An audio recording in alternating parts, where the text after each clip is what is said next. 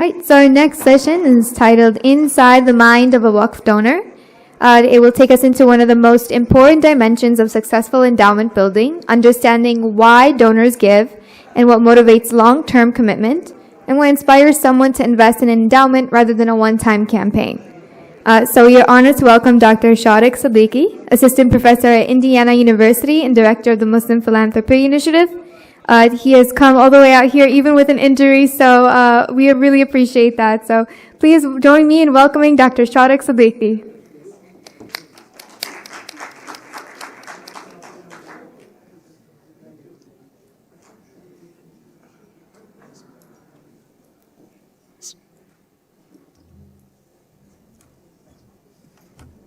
No, they said that its presentation is done there.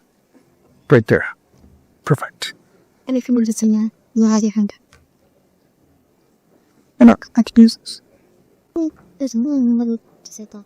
Okay, perfect. Jazakallah khair, Sister Allah. Bismillah ar-Rahman ar-Rahim. Assalamu alaikum wa rahmatullahi wa barakatuh. Alhamdulillah. Rabbana atina fid dunya hasana wa fil akhirati hasana wa qina adhaban nar. I'm really blessed to have 4 children. I always was, I wanted more daughters, but Allah subhanahu wa ta'ala gave me one. She's right there. And He gave all the blessings that I would have had in 4 daughters in one. So I'm really blessed and privileged to have one of the most amazing daughters in the world. And she works at Islamic Relief, and she's been part of this event. May Allah bless you. May Allah protect you. May Allah give you the best to you, your family. And alhamdulillah, I'm really honored and blessed to be walked up by my daughter up here. Jazakallah khairan. I love you. I want to thank USCMO, Islamic Relief USA, for having me here. Honored and privileged to be here. This stage has had giants, and I'm honored and humbled to be able to be given the privilege to present some data here. I want to thank Islamic Relief USA for the research that I'm going to show you. This research comes out of a collaboration with them. And then I also want to say thanks to my dear colleague and brother, Sheikh Ahmed Shahata. He co-authored the Waqf report, which is outside with us. And that's the third piece. I'm going to show you 3 studies. And the third study, it's available on the first and second study are available free on our website. And the Waqf study is available at the Islamic Relief USA. You can just ask Fatima for it. And she has a bunch of them that you can have that. And then one last thing I do want to thank. We always think about the work that we do as if we did it out of a vacuum. The work that I'm presenting does not come out of a vacuum. Today we had Dr. Zahid Bukhari here. Dr. Zahid Bukhari actually started this idea of surveying American Muslims. And he hired, through the MAP study, the Zogby poll, and he was honored me as a graduate student to allow me to use that data to publish my first 2 articles. And then because of his work and the MAP study and the Zogby poll, later on the ISPU took that on and they did it. And so the work that I'm showing is the Sadaqa Jariyah of the MAPS project, Dr. Zahid Bukhari and ISPU. So I just want to make sure we say that if you don't recognize the past, you will never be able to move forward. And for me, that's very, very important. So Jazakallah khairan to Dr. Zahid Bukhari for the blessings, and Jazakallah khairan for your help in providing me the data. Assalamu alaikum. Okay, I'm a social scientist. I'm not an Islamic scholar. I'm not a community leader.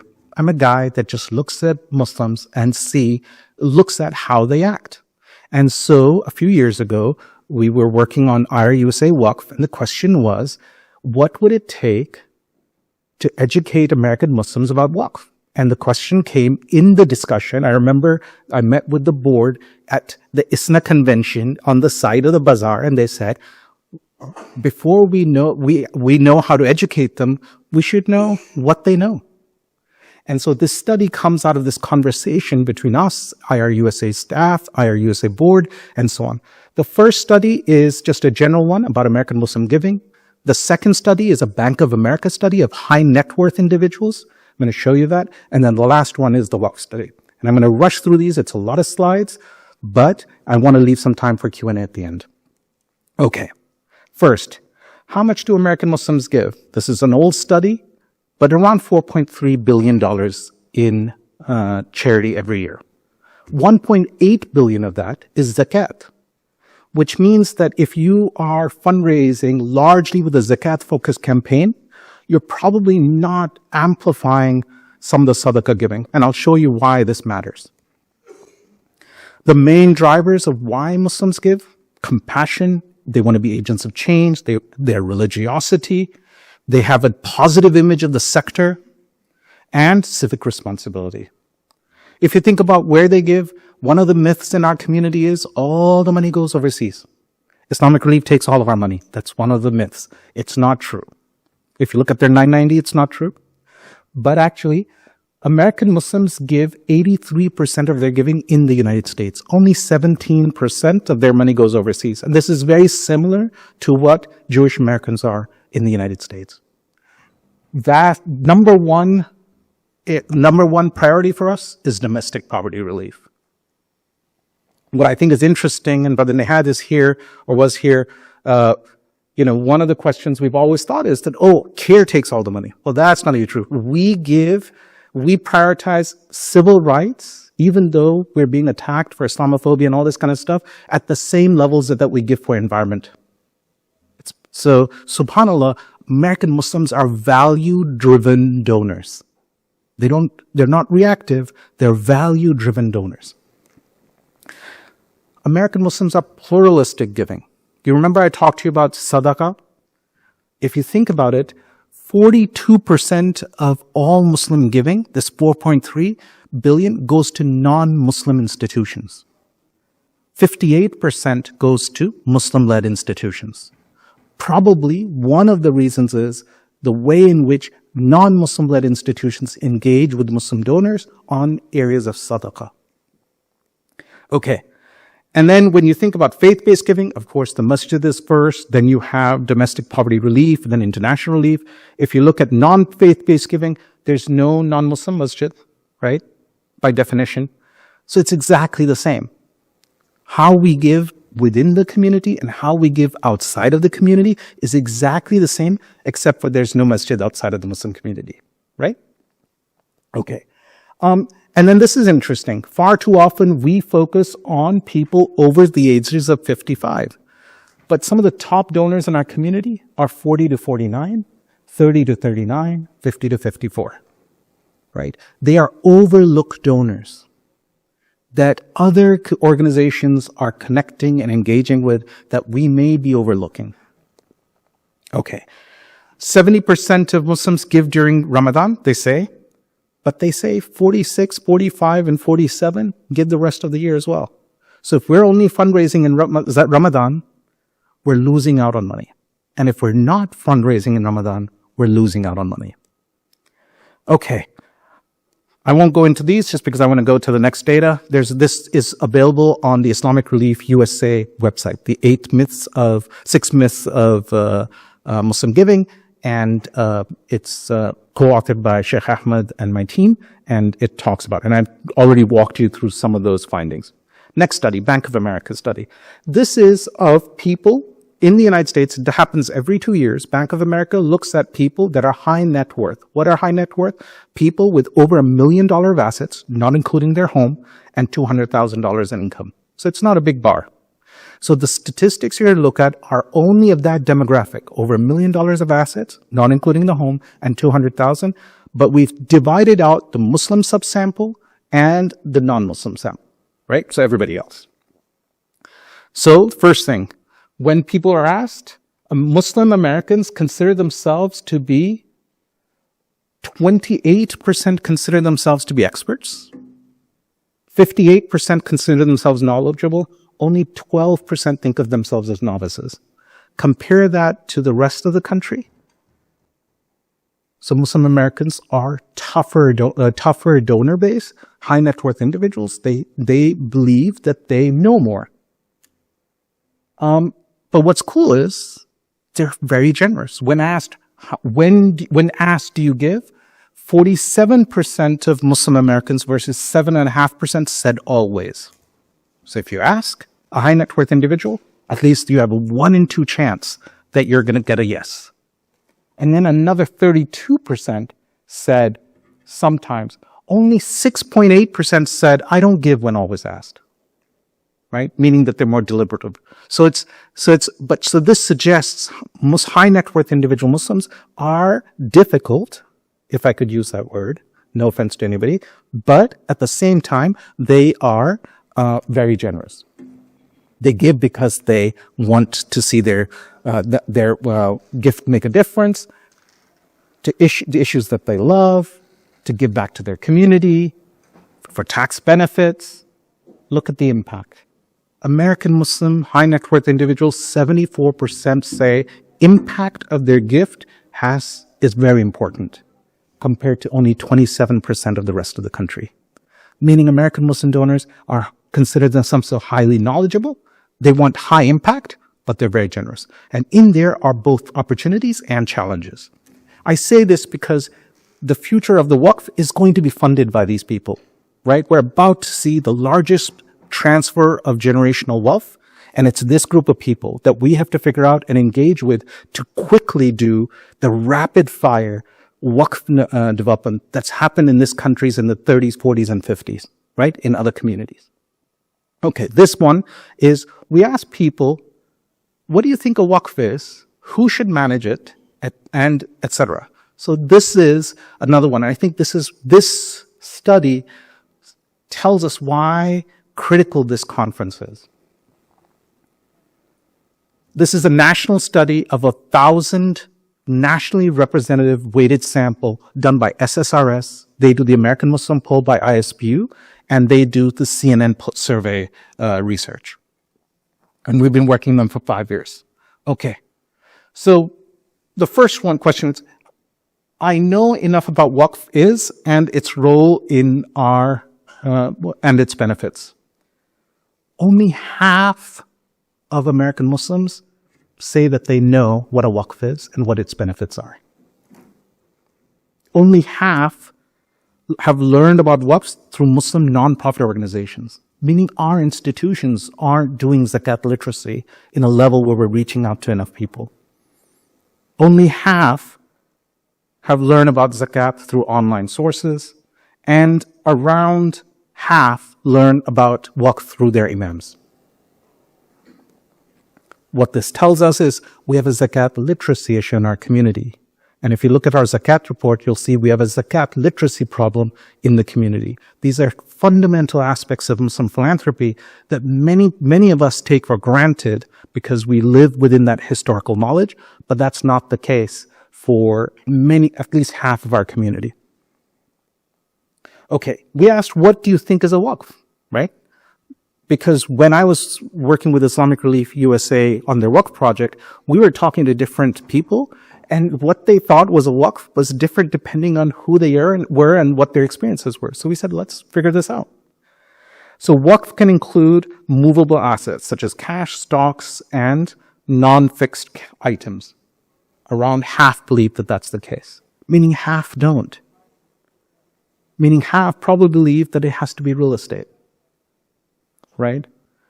Any business, regardless of its nature, size, or product, can be established or designated a Waqf. Half. Look at the 3 number. 3, 1 are the neutral. We don't know. Those are high numbers. Donating cash can be invested to return used for basically the cash Waqf. Again, half. Look at the number 3s, which is we don't know. Okay. What counts as Waqf? A religious endowment dedicated to perpetual charitable causes. Around 60-odd%. A foundation managing assets for social welfare through religious endowment. Around 56%. A religious endowment specifically supporting education. Around 58%. A non-profit organization. 45% believe that every non-profit in the United States is a Waqf. And if you go to Turkey, my first time I went to Turkey doing a research project as a student, I said, I want to meet with Waqfs. I had a whole series of meetings. At the end of it, I realized all the people I had met, Assalamu alaikum, all the people I had met, we met in Minnesota. All the people I had met, none of them were what I thought was a Waqf. It was just a nonprofit institution. So I had to scrap that project and go back which is not such a bad problem, to go back to Turkey to redo your research study. But 45% of American Muslims believe that every nonprofit is a Waqf, which is why when I show you another number, you'll see that that's why that is the case. Or any organization that does good work. Half, right? So this suggests, and again, first of all, there's a definitional question here. What is a Waqf? And there probably needs to be some consensus about what is a Waqf. And then there needs to be a concerted effort about educating people about that definition, right? Because right now it's happening in a disjointed way, and you can see the numbers. And all of this creates opportunity as well. Okay. And then we asked, I think Waqfs, which of the following organizations do you think the Waqf is? And then the top one, sorry, my eyes are not as gray as they used to be. When asked, do you think Waqf can play an important role in... Can you hear me? Okay, great, sorry. Bismillahirrahmanirrahim. I think Waqfs can play an important role in alleviating poverty in my community, in my country. Only 50%, only half believe that's the case. They can be an important role in redistributing wealth, only half. Play an important role. What this is saying is that the community understands Waqfs, is interested in Waqfs, has a traditional understanding of what a Waqf is, but the other half are unsure or don't know. Okay. We asked the question, can a Waqf be sold, gifted, or inherited? And half said yes. I think Waqfs established should be providing benefits and services solely for the needy. Or over half said that's the case, around 60%. Individuals only can institute, meaning not institutions. Like sometimes people say, Brother Shariq, why are we having difficulty raising money for our Waqf? Well, our research shows that nearly 60% of American Muslims believe that institutions can't establish a Waqf for themselves, right? Now, doesn't make it right or wrong, but it requires education about why that may be the correct in your case. Okay. And then this is an interesting one, because those of you that go to NASIF conference, which is a really great conference on Islamic finance, Dr. Kabir Hassan has written about Waqfs, and one of the arguments that he makes is that the difference between a good Waqf and a bad Waqf is which one is managed well and which one is not. So then the question is, who should manage the Waqf? So we asked, who should manage a Waqf? And if you look at these numbers, the most support goes to religious scholars. Then it goes to community leaders. Then board of trustees. Then representatives from the beneficiaries. But legal professionals are towards the bottom.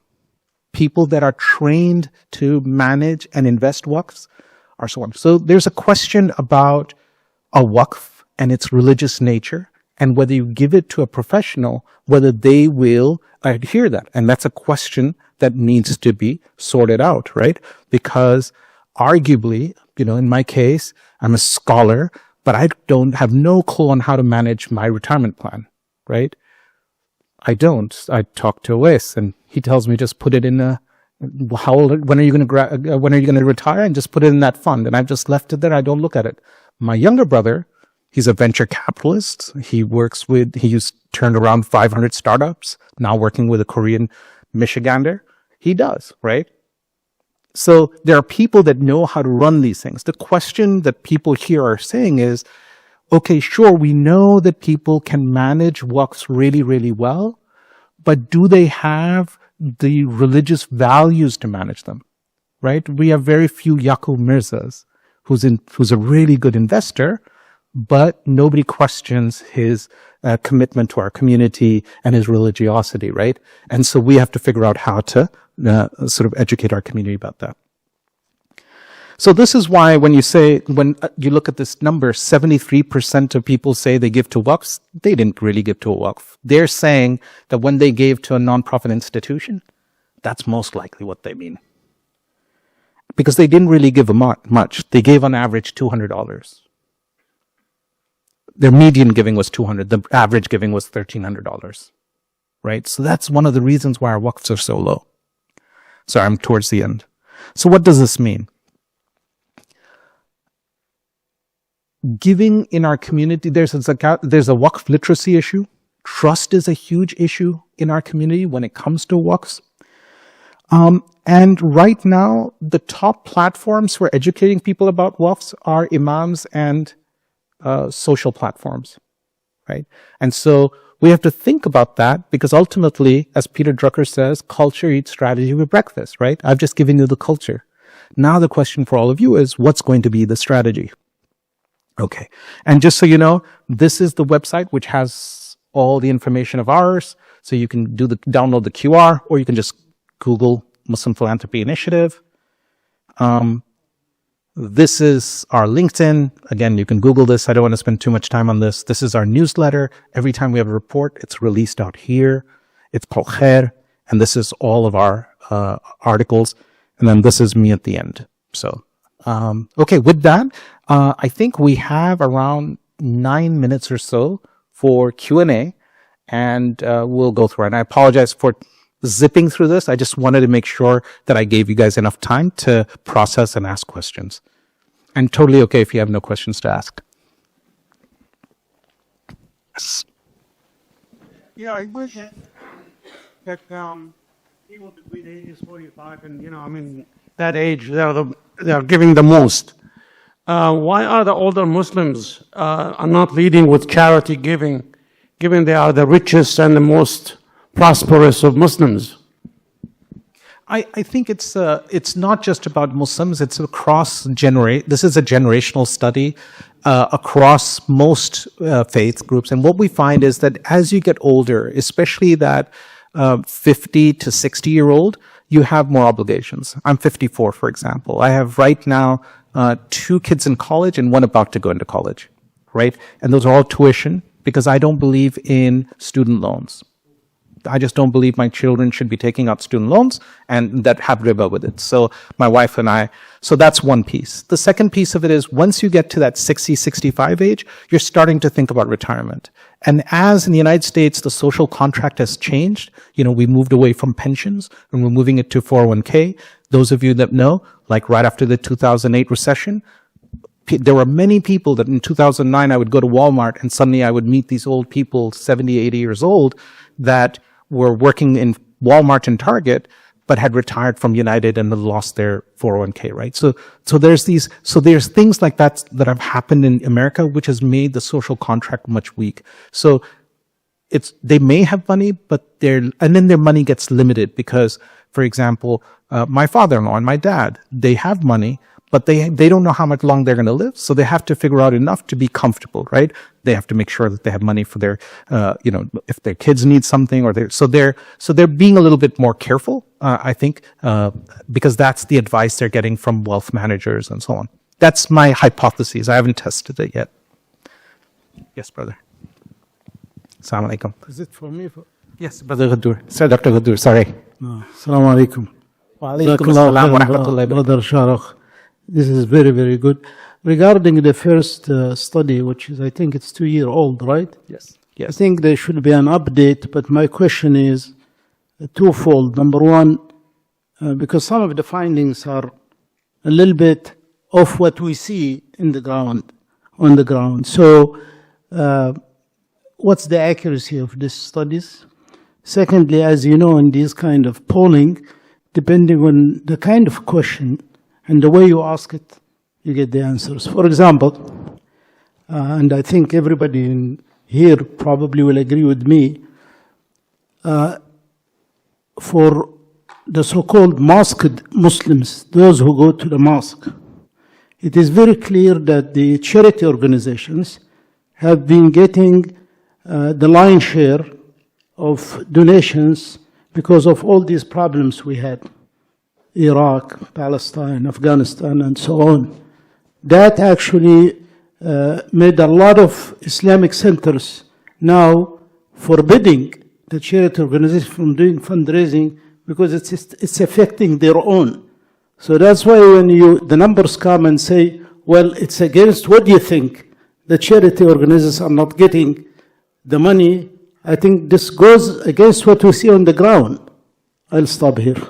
No, I think you're absolutely right. The first thing is that, I always say social science is not wahi. It's not even sunnah. It's an interpretation of some fact, right? So it's a representative study, and so this one margin of error is around 4.5% either way. So it could either be 4.5% more or less. What we have seen in the United States since then, there's been two increases, one of 2% and the other one at 5%. So we're probably, and if we were to put in some recent the last 2 years kind of challenges into the mix, probably if it's not 4.3, maybe we're at 4.7, 4.8 billion, right? And then put a 4.5%. That's a guesstimate around that. I haven't updated it on purpose because these fundamental questions that are coming out of the study aren't changing, right? What difference does it make whether we're raising 4.3 billion or 4.8, right? The question is, where is that money going? That hasn't changed. Like 17% going outside of the country, the rest is divided amongst these different groups, and so on. And so because those things haven't changed, I don't worry too much about the numbers. But my sense of it is right now, we're not at 4.3, we're probably around 4.8, $4.9 billion, give or take 4.5%.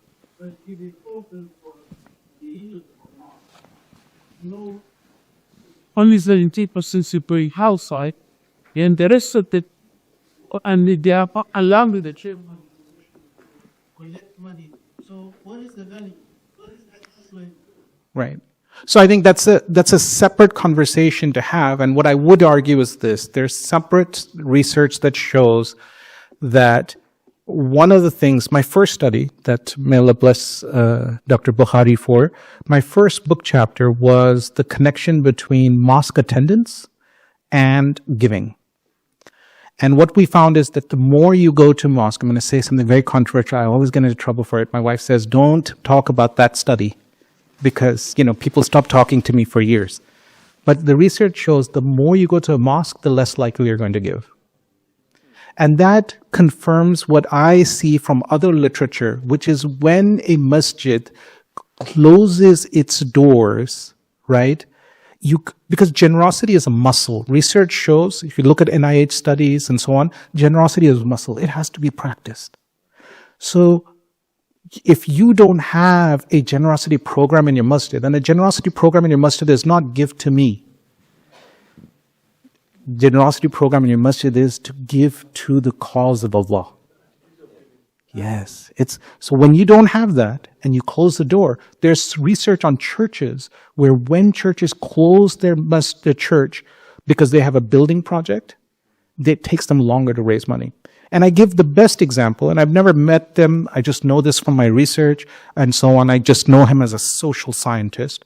The best example of the counter of this is the Mosque Foundation, right? They never close their doors. They don't charge percentages.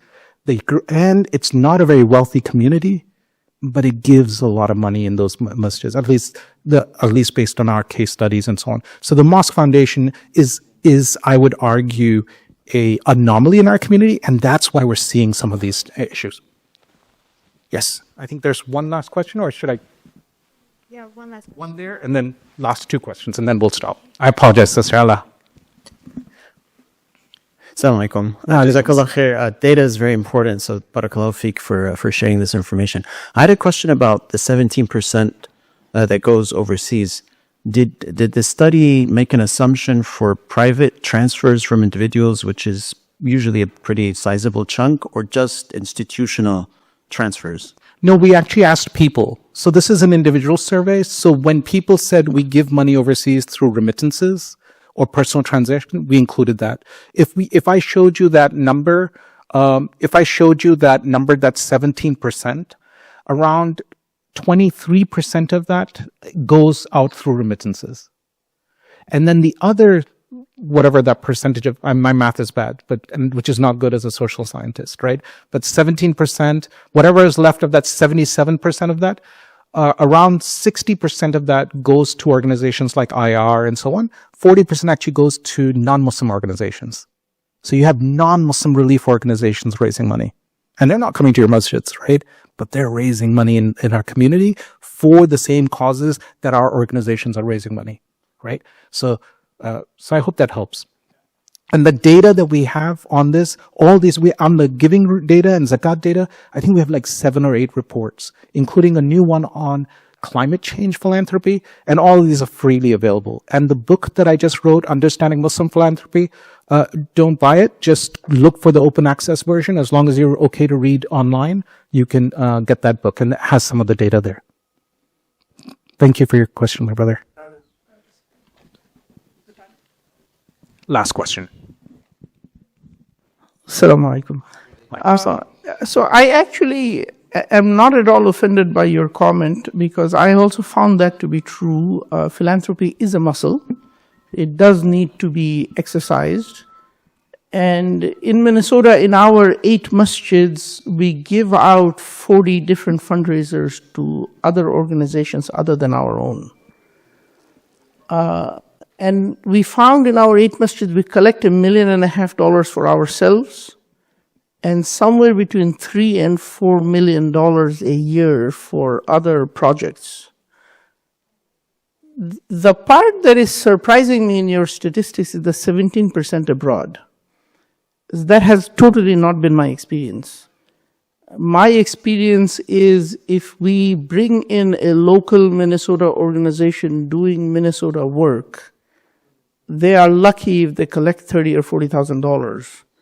We bring in a relief organization talking about Palestine, they collect $120,000.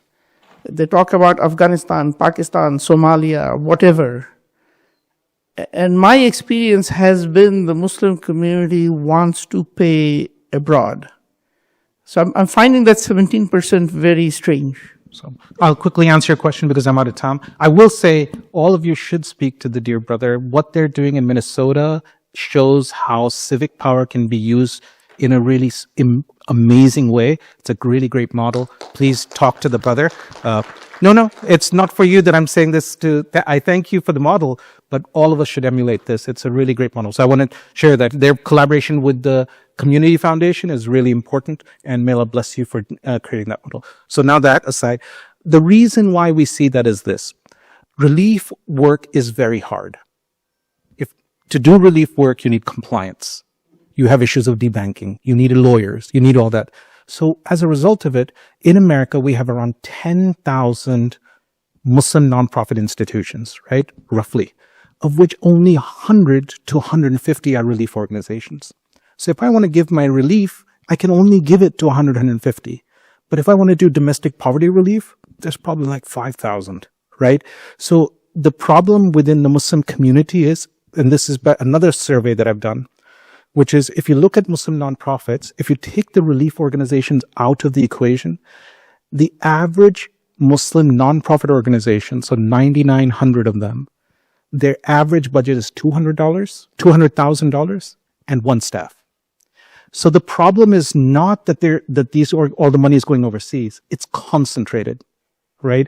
Because the Muslim community largely, we don't have a congregational structure that congregates and accumulates wealth and centralizes it. So you're saying my data is concentration bias? Exactly. That's why if you read the other book that we just published, which is on collaboration, community collaboration, that's why collaboration is very important. Because Muslim organizations are not a congregational centric. We don't have a pope, right? We don't have a central figure. We are forced to create collaborations, right? Like USCMO. So we have to do that. And when we do that, we will see that number grow and change. We'll see mergers that needs to happen in our community. A lot of organizations are reinventing the wheel. And if you want that book, please let me know. I'm happy to share. But that's my argument. But thank you very much for that question. One thing I will say is, all the good that came today is from Allah subhanahu wa ta'ala. All the weaknesses are mine. And I always say, as a social scientist, I could be wrong. I'm just looking at the data, and I'm not the smartest person in the world. So if anybody else wants our data, please reach out. I'm happy to share it. May Allah bless you all. May Allah protect you. May Allah give you the very best in this and the next. And may Allah bless our community. Jazakallahu khairan.